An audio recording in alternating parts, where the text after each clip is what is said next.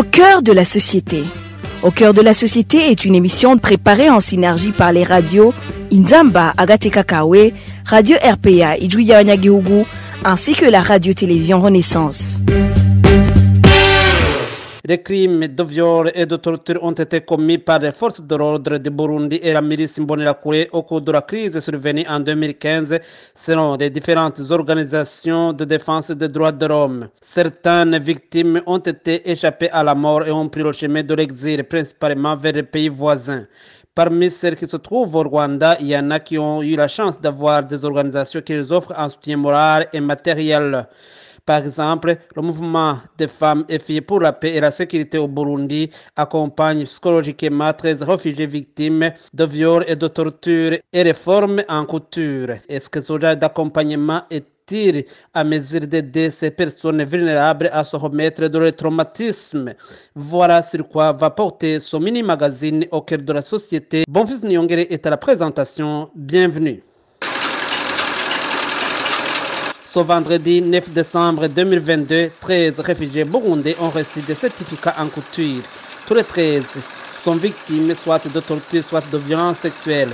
Ils sont remis de leur angoisse post-traumatique après cette formation. Ils l'ont confié à nos confrères de la radio Inzamba. J'étais désespérée. À Kigali, je menais une vie difficile. J'étais seule et isolée. Mais le mouvement des femmes nous a rassemblés. Il a été une famille pour nous. Mes camarades sont aussi ma famille. Comme des femmes qui ont subi des violences, on a eu la chance de suivre des traitements psychologiques. On a été soulagés. Au départ, je faisais des cauchemars. Je pensais à ce qui m'était arrivé. Mais aujourd'hui, je me sens bien, je suis épanouie. Pour le moment, je sais faire la couture. Je ne peux plus aller faire coudre mon habit ou celui de mon enfant à quelqu'un d'autre.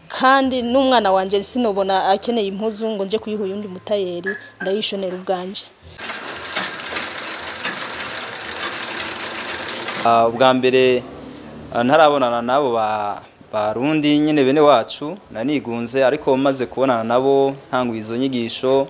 Avant d'intégrer mes amis de la communauté, j'étais isolée.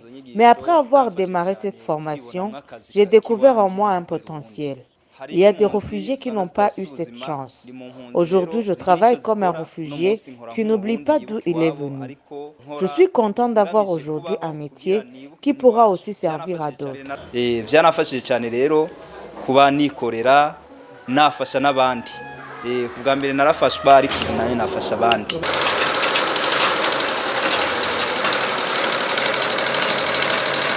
Abantu usanga bafise inguvu nke mugabo gahoro gahoro bariyakiriye. Le plus important, c'est de s'accepter et d'accepter sa vie. Ce qui tue les gens, c'est rester dans l'isolement.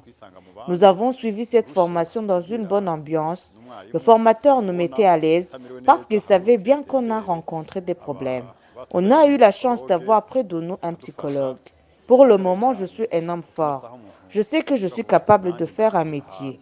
Et je peux tracer le chemin de mon avenir. Je dois donc cette confidence à cette formation. Vous avez vu ce qu'on a accompli, des habits qu'on a cousus, des habits que nous portons aujourd'hui dans ma famille, c'est mon œuvre.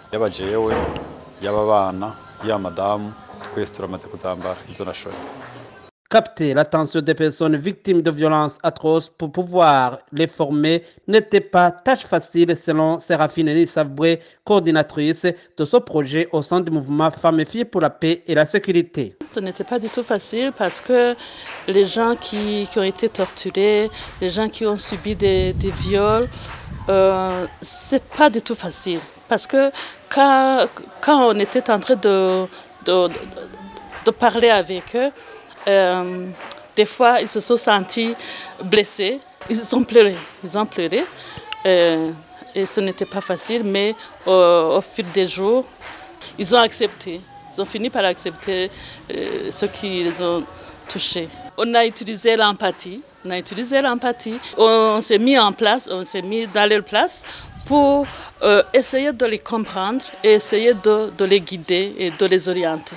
Le mouvement des femmes et filles pour la paix et la sécurité continuera d'accompagner les bénéficiaires de cette formation jusqu'à ce qu'ils soient capables de voler de leurs propres ailes, selon sa directrice exécutive Jeanne d'Arc Zanignan. Dans ce projet, on a aussi songé à les faire munir d'un kit de démarrage pour ceux qui vont faire de la couture. On a la chance que 7 d'entre eux, ils se sont regroupés en atelier. Donc on a essayé de les fournir des outils comme des machines, comme tout ce qui est nécessaire pour le commencement, et surtout concernant le loyer. Vous savez très bien que c'est très difficile.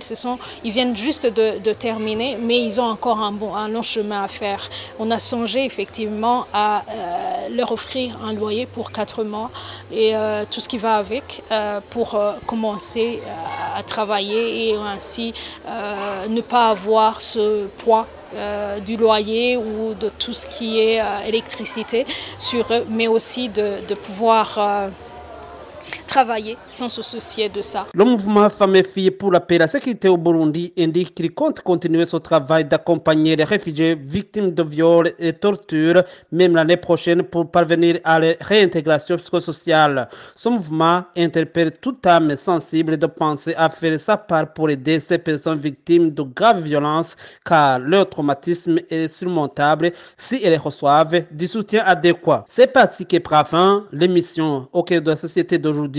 Bonfils Nyongere était à la présentation. Au revoir. C'était l'émission Au cœur de la société.